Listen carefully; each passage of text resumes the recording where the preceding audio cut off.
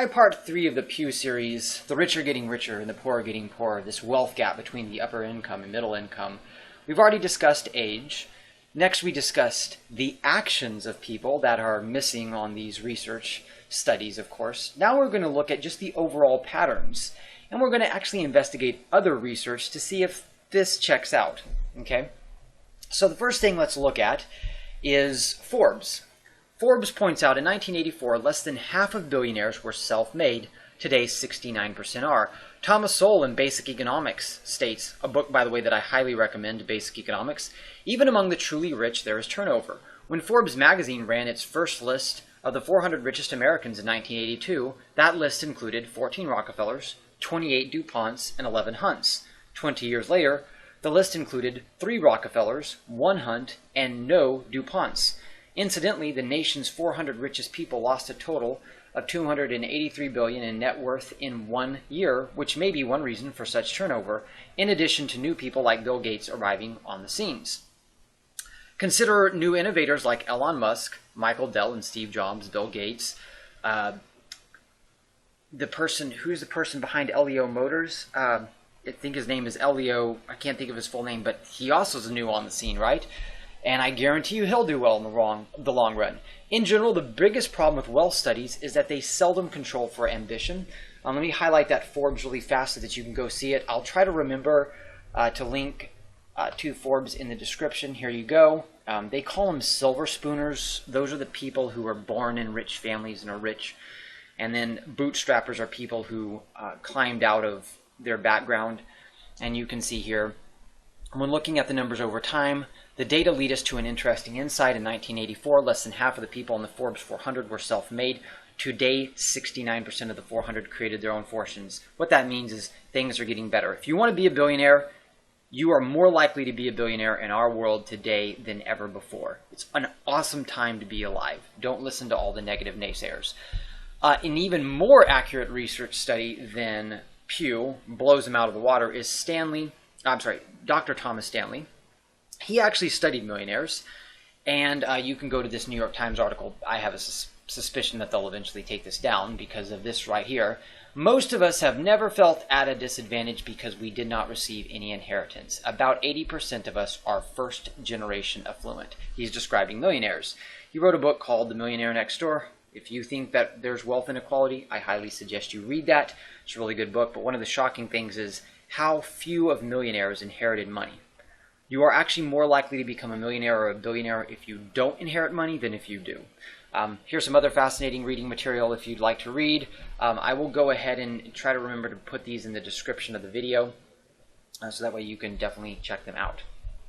In closing, I do want to say one really interesting insight. A friend of mine shared a story with about a young man who his family came from, I want to say it was a Middle Eastern country, but I might be wrong. It might be India, Afghanistan, that area. But they came to America. They're from a different system than we are, which is more of a kind of a caste-like system where you want to be rich and then you pass on wealth to your family and you maintain that status. And that's kind of how their family background is. Whereas Americans are more, try to create wealth in your own lifetime. Well, my friend was telling me, so the son of the family, the father tried to pass on his wealth to the son, and the son refused it, which made the father really angry. It was really interesting. But he was like, no, I want to go on and I want to make money myself and I want to do it on my own. And the son now was well on the path to becoming a millionaire. And even though he had the potential to receive inheritance, he refused it because he wanted to do it himself. And I was telling my friend, I was like, that is so America. Like, Americans are like, no, I want to do it myself. Like, that's what's always defined Americans, in my opinion, is we don't like the caste system. We want to be able to go out and do it ourselves. And, of course, this young man naturally is very happy for that, because if you always receive money from everyone else, then you're just dependent on everyone else. Whereas if you go out and you pull yourself up and you do it yourself, there's so many advantages to that. But it's yet another example of where you have this Pew Research study that's claiming that the rich are getting richer and the poor are getting poorer, essentially, or it's being used to prove that, and that's not even remotely true.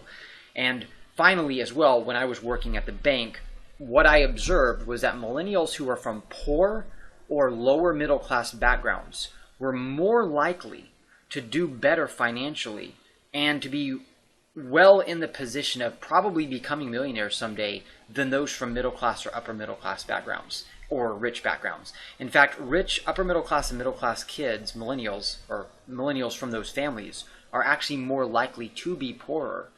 And a lot of that was because they already came from a well-to-do background. They overestimated how much work it took to do that. For other reasons, the poor millennials and the millennials from poor backgrounds were more likely to drive away from that background. So unlike Pew's research, what I observed was the very opposite.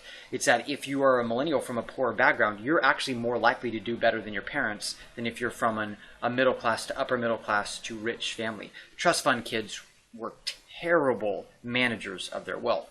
And I'll get into that later on. But even my study confirmed the same thing. I have not found any evidence that the rich are getting richer. The rich, as you look through the generations like Thomas Sowell highlighted, eventually lose their wealth and you have newer families enter. And that's one of the great things about being alive in today's world. We'll continue the study in part 4.